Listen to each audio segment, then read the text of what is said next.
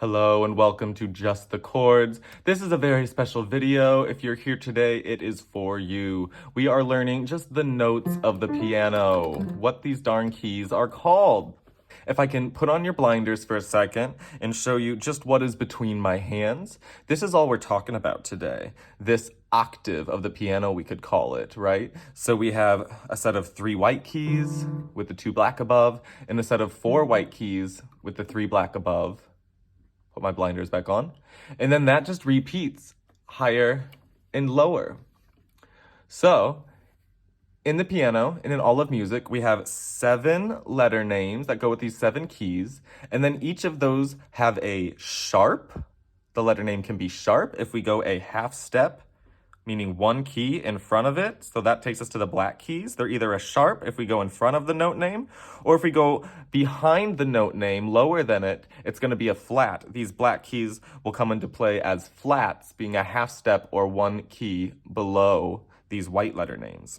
So the first one we're going to start on is C. Not the first letter of the alphabet, but the first letter of the musical alphabet, C. Why? Because it's music and we're crazy. So this is our C.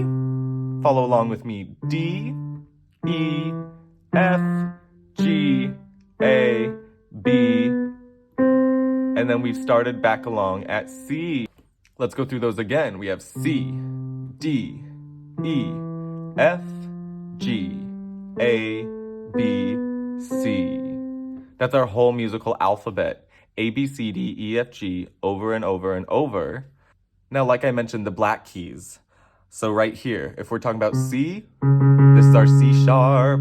If we're talking about D, it's a D flat. 1 key, 2 names. C sharp, D flat. Next black key, think about it. This one's our D sharp or our E flat, right? Up here, this is going to be our F sharp or our G flat. 1 key, 2 names. This one will be our G sharp or our A flat.